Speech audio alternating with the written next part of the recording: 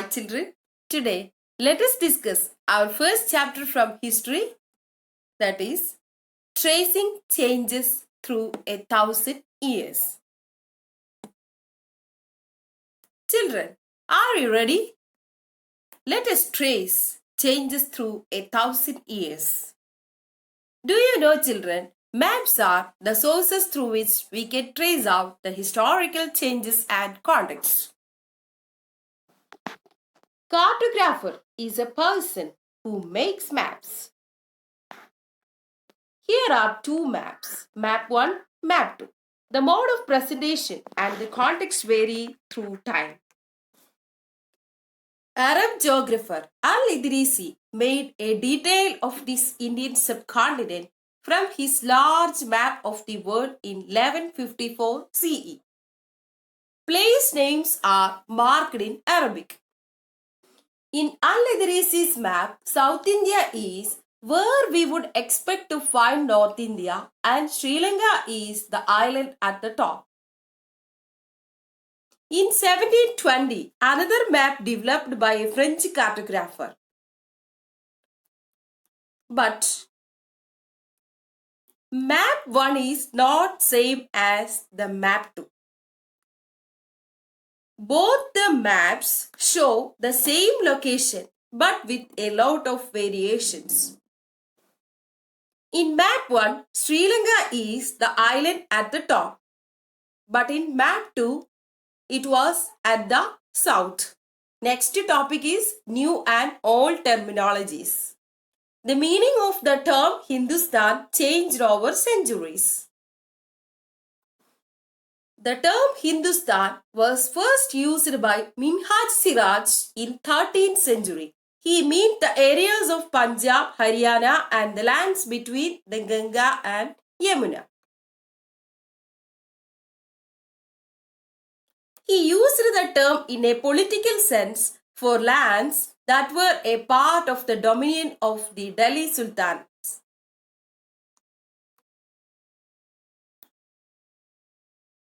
South India was not included in this map. In the early 16th century, Babur used the term Hindustan to describe the geography, the fauna, and the culture of the inhabitants of the subcontinent.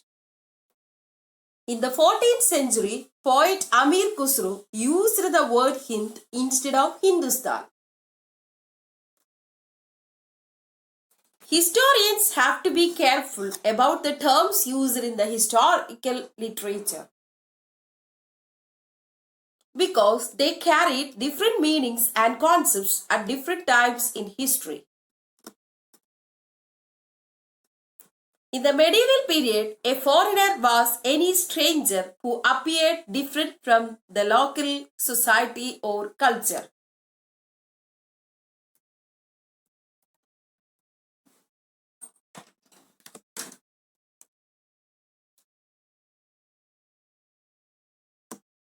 Today, a foreigner means a person who resides in another country and is only temporary visitor to our country. Next topic is historians and their sources. Historians use different types of sources to learn about the past depending upon the period of their study and the nature of their investigation. The information about the medieval period is derived from the two sources: archaeological sources and literary sources. First one, archaeological sources. Archaeological sources available to us include monuments, temples, coins, tombs, ornaments, and paintings.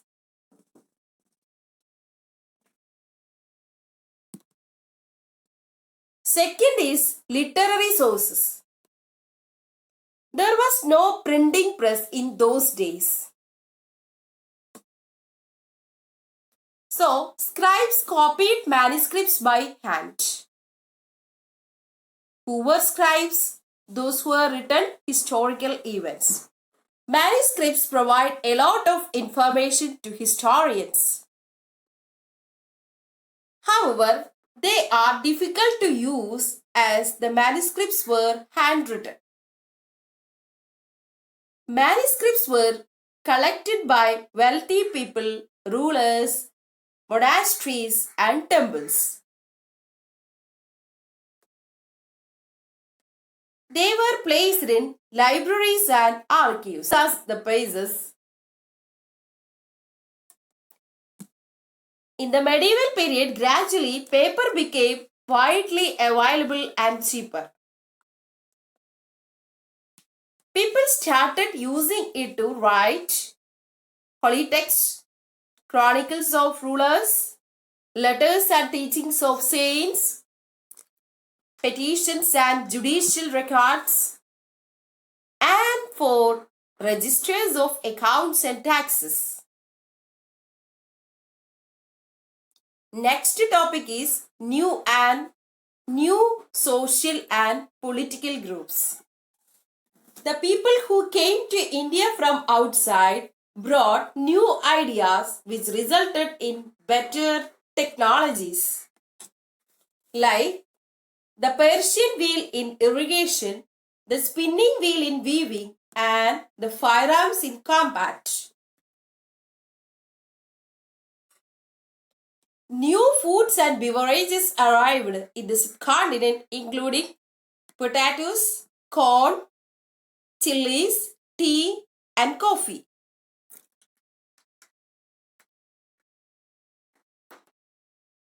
The period saw economical, political, social, and cultural changes. This was also a period of great mobility. A group of people came to the subcontinent attracted by its wealth. One group of people who became important in this period were the Rajputs. Other group of warriors were Marathas, Sikhs, Jats, Ahams, and Kayasthas.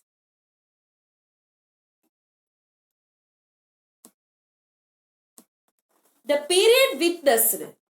period witnessed a gradual clearing of forest and the extension of agriculture. Challenges in their habitat forced many forest dwellers to migrate. Others started tilling the land and became peasants. Regional markets, priests, monasteries, temples influenced the peasants. They became part of large complex societies and were required to pay taxes. As a result, significant economic and social differences emerged amongst peasants.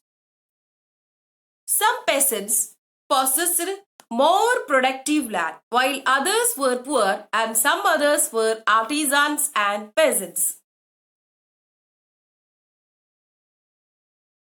The result was the emergence of a socially and economically diverse society. People grouped into jadis or subcastes.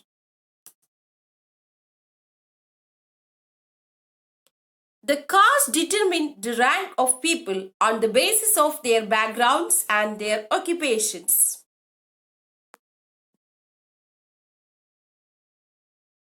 Jadis formed their own rules and regulations to manage the conduct of its members. These rulers were enforced by an assembly of elders, also known as Jadi Panchayat. Next topic is region and empire.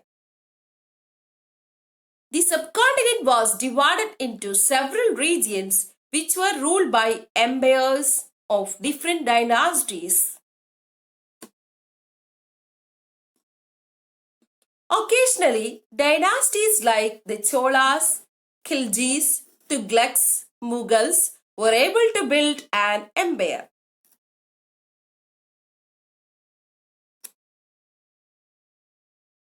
The Mughal Empire declined in the 18th century.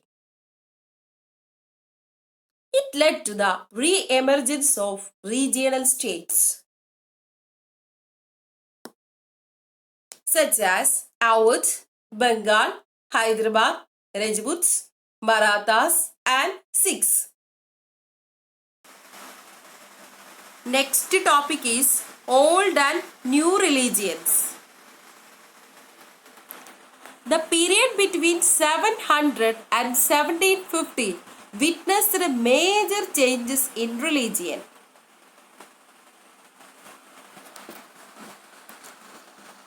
People's belief in the divine was sometimes deeply personal, but more usually it was collective. During this period, changes occurred in Hinduism. It included the worship of new deities, construction of temples by royalty, the growing importance of Brahmins in the Hindu religion. Their knowledge of Sanskrit text earned the Brahmins a lot of respect in society. This was also the period when new religions appeared in the subcontinent.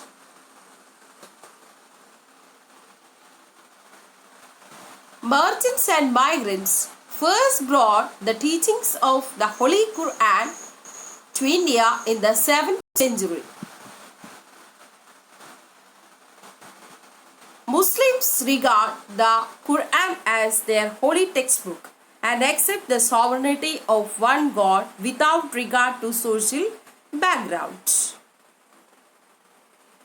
Next, time and historical periods. Time reflects changes in social and economic organization. In the middle of the 19th century, British historians divided the history of India into three periods: Hindu, Muslim and the British. It was done so because there was no significant historical development other than religion.